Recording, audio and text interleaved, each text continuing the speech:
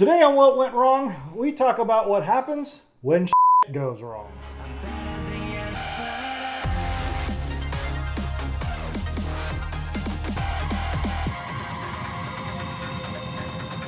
Hi, I'm Brett Mauser, and I've made over 40 feature films. But filmmaking hasn't always been my primary source of income. It's not something I can depend on to pay the bills. Most filmmakers are not able to do that. It's an expensive hobby. It's an expensive endeavor. Medium. An expensive endeavor. And everybody wants to do it. So this is why everyone needs to go to, have at least some sort of college education, a little bit of education to understand basic economics and supply and demand. If you have everybody in the world wanting to be an actor or wanting to make movies, then there's a lot of competition out there. When there's a lot of supply, the price is gonna go down, and there's not a lot of demand for what you're selling. So you're not going to, be able to make a fortune at this. You can, if you're one of the lucky ones. So you have to have what I threw, from high school on. Once I announced to my parents I'm going to be a filmmaker, well, what's the plan B? What's plan B? I've become a big fan of Plan B. You can see it in my films. The Innocent Killers always had a Plan B. Yeah. In case you fail, I'm going to implement a Plan B. Not a problem. Got Plan B. Oh. And you Plan B'd her. I went through some really tough times. Yeah. I would rent's right around the corner, and there's no money there. So I would have to videotape school plays or, take these music video jobs and whatnot to be able to pay those bills. Yeah. And to take care of life. And, I may have made a great film, but it doesn't mean that anybody's going to necessarily pay any money for it because maybe it doesn't have enough actors, any actors that anybody knows in it. There's so many different reasons. That's a whole different conversation. Yeah. But you have to feed yourself. You have to pay rent. You have to survive. Yeah.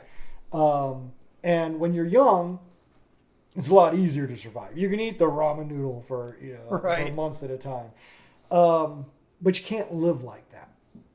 So my parents always had, "What's your plan B? What's your plan B?" Mine was always, "I'd like to become a teacher someday or work news." Right. Because I would always look at commercial production as, hey, it's commercial production. I even said it in VOSI.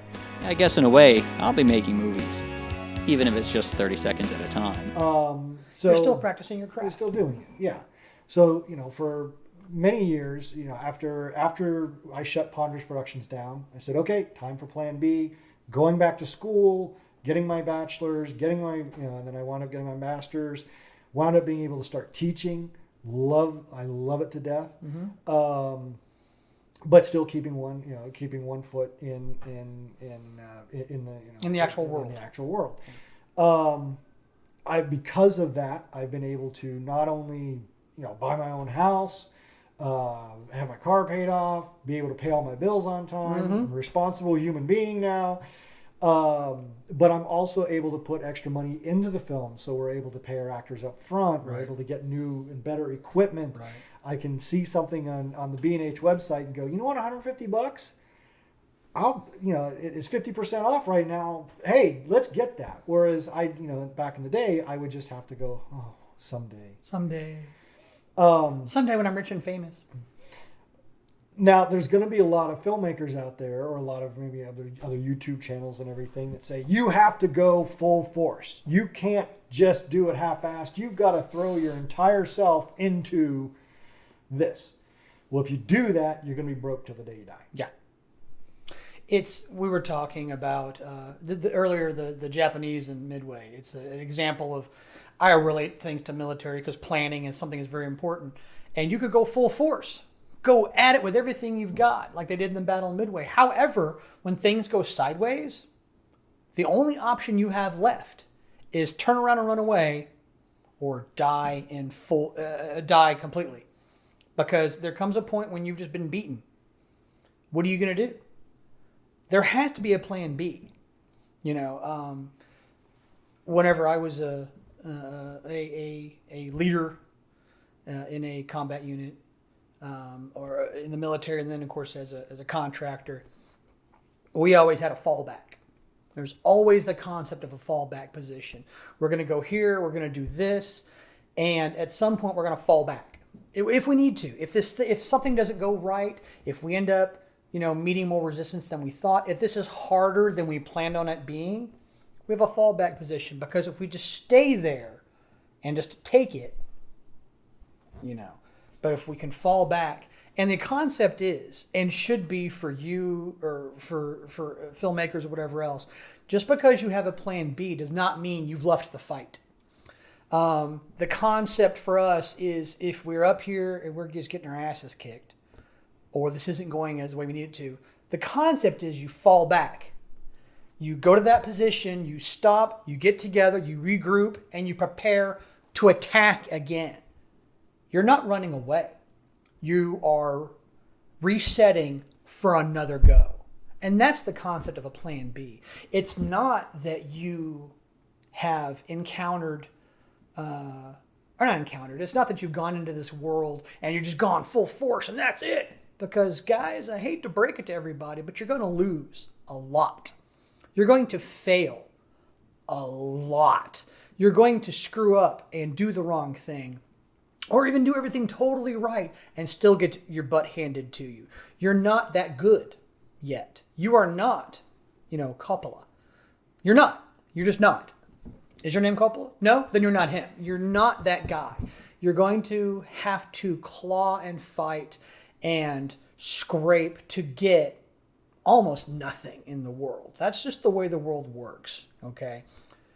If you are content with just going out there and just getting kicked and stabbed and slapped and knocked down, and then that's just how your life is going to be, hey man, go with God, enjoy it for the 1 or 2 years you're going to be able to do it before you're dead. I mean, actually physically dead from lack of eating and shelter and everything else, because that's what you're facing. You need a plan B. Okay, this attack didn't work right. Let's fall back. Let's go back to our position here. Let's regroup. Let's figure this out, and we can come back at it again. Yeah, that's the idea. If you're going on the war analogy, if you're standing alone, naked, unarmed in a battlefield, and you start running towards the enemy, you're very brave, but you're going to die. Yes, and you need to understand. You need to have you need to be humble enough to know that's you as a filmmaker starting out. Yeah. You don't have a team, you don't have an army, you don't have any weapons, and you're taking on the world butt-ass naked. Yeah. It makes a great story, the underdog, but in the real world, the underdog gets shot before he gets 3 steps along the way. Yeah. And that's the cold, hard truth. Yeah. Just because you go back to camp, put your uniform on, get armed, start getting other people around you, start building that army, start getting those people to work with you. And making a plan. And making your plan, and then you go on. That does not mean you're giving up. Mm-mm. For me, there have been times where I've given up. It got to the point where, in the middle of an innocent saga, I'd be saying, that's it, I'm done with film. And Brad would be like, is it Tuesday already? And and after Vosot, I gave up. I was like, I'm done. I need this. And I've lived that responsible life for damn near 10 years. Yeah. Again, very happy for everything that I have, but at the same time, I'm very miserable. Right. There are times where I have been miserable. Right. And it wasn't until I started getting back to this when I started shooting some short films after about 5 years later after I graduated and got my master's degree. Right. Started putting my toe, dipping my toe back in. Yes, I saw the Hunger Games. Then when I did my next feature, after coming back was the Benders, and then Blow a Kiss, and now I do at least one feature a year now. Right. And now that's turning into something more. Right. That's evolved, and we've got many announcements coming soon. Very excited about that. Going to be happening. I can't wait. But I needed to regroup. Yeah. I needed to fall back on Plan B. And right now I've learned from Plan B so much that even if I'm, teaching has become part of my life now. Yeah. It's something that I do on this channel, and it's something I actually teach at college. Right. And even if I were making $1 million movies, I would still be teaching because I love it. Right. And if I had not fallen back on my plan B, I wouldn't have that extra experience. It's something that happened. I mean, talking about my progression, plan A didn't work, plan B didn't work, plan C didn't work, plan E. I mean, I'm if you look at me nowadays, it's the joke is I'm on like a plan Q. I'm way down the line of what I wanted, but I'm where I wanted to be. It took me a while to get there. And so, and I never would have I never would have thought to be where I am, nor would I have thought I would be so happy doing what I'm doing. But it's because plan A didn't work, plan B didn't work, plan C, you go down this line. And somewhere in that rocky, messed up, jacked up, pockmarked battlefield that you're walking, you're going to find a place that you enjoy being. You're going to find something that you enjoy doing. And it's going to be a part of you. And you're going to end up, hopefully, if you keep fighting, to find out that I want this, I want that, I want this. And even though I can't necessarily have that in this and the other thing, I can have this and still reach out to this and still reach out to that. Because smashing yourself against the wall does not do anybody any good. You need to learn to climb the wall. I mean, the problem is on the other side of a wall is another wall. And that's one of the things that growing up you figure out is that life is just a series of hurdles that you have to get over. And sometimes you can't make it the first go. It's all right, man. Chill out. Back up. Try it again. I have failed I don't know how many times doing I don't know how many things. But in the end, I learned from my failures, as we should. And plan B, plan C, falling back, regrouping, thinking, led you to where you are now. And even though the actual exercise of what you do for work may not please you, it allows you to get back and start knocking, in your case, knocking down walls. And that's just part of it. You need to understand, your students or your friends or whoever needs to understand, whoever this is for needs to understand, you can't necessarily go out and conquer the world your first go. But you can still do it. Yeah. It just, take a step back, swallow your pride, cry your tears, get angry, and use that to then go forward again. But you need to have a place you can go. You need to pay your bills. You need to have a house. You need to have someplace you're safe and you're covered up. Maslow's hierarchy of needs. You have to have your food, your shelter, your security. Once you get that, reach out there and let them have it again. Yeah. If you're not careful, you're going to find yourself in a position where you have to do plan B the rest of your life when you're done. Yeah. And that is, this is gonna get me in trouble. Kids in the family. Mm-hmm. Once you get knocked up, once you get someone knocked up, you're on plan B. Yeah. Chasing this dream is over.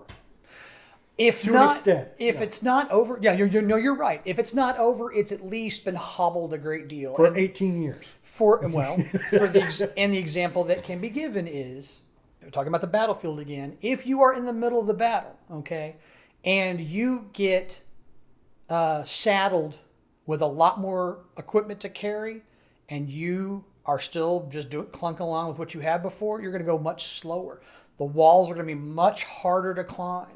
Because whereas you had your equipment and your rifle and your weapon and your helmet and everything's going great, all of a sudden you put on another rucksack and another rucksack. So now you're carrying 3 times what you were carrying before. Your legs are still the same size and strength, and you can just barely creep along. Yeah, but you are still responsible for that rucksack, for your team and whatnot. Yeah. So what I'm saying is when you've got that kid or you've got that family that you made now it have so to, much harder. And your first responsibilly is that family. Is them, yeah. And and if you try to justify it, I'm still gonna, I can still put $150 into this camera or $1,500 in this camera. My kid doesn't need tennis lessons, whatever. No, you are wrong, plain and simple. Yeah. Your responsibility becomes that child. And that's something that I have to come to grips with and give a little bit of leeway to some of my actors and everything when they can't make this or they can't. I need to pull back. Okay, well, I understand they have that, but they also have to understand that's their responsibility, not mine. I didn't. The ship still has to find sail. myself in that. I'm still chasing my dream. Yeah. If they can't make it, I need to find somebody else who will. Using one of my other little world, my aviation world, plane leaves at 2:20. If you can't get on the airplane at 2:20, we'll give the seat to somebody else and off it goes. Yeah. We don't need you to fly. You're not the pilot. Now, me, it's going to wait for me. For you, it's not going to wait for you. If you're responsible, if something happens and you can't get there, you can't do it for whatever reason, that's fine. And I'm not angry at someone who can't get on the airplane. Okay, fine. You can't make it, you can't make it. But understand, we're still leaving. Okay, don't get mad at us that you didn't get here on time for whatever reason. A justifiable reason, a very good reason, that's fine. Those are all very good reasons, but we're still leaving. And that's just something that you, as a filmmaker, as an actor, as a person, as a whatever, need to understand. That if you decide to, and it's a decision that you make. If you decide to take that chance or to have that family do that stuff, that's great, okay? And no one's faulting you for that. But understand that now everything in your world is going to change, and unfortunately, everything in my world is not going to change. Yeah. So realize what you're doing. That's fine. So be responsible to yourself, and but when you have that family, now you're not number one. You have that responsibility. Yeah. So you can find yourself in the position where you have to take the plan B. Yeah. Period. End of story. Yeah. But plan B is not necessarily a bad thing. Mm-mm. It can help you regroup.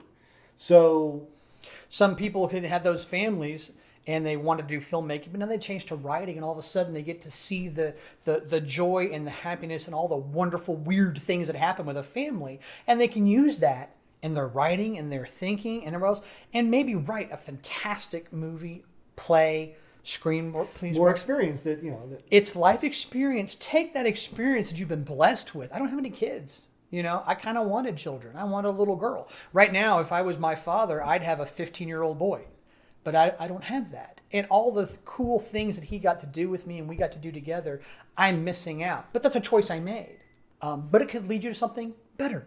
It might be something better. If I had my first choice of what my world wanted, my worldview was, I would never get to do what I'm doing now. And I love what I do now so much. And I can't imagine my life not doing what I'm doing. But that's because of plan B, C, D, E, F.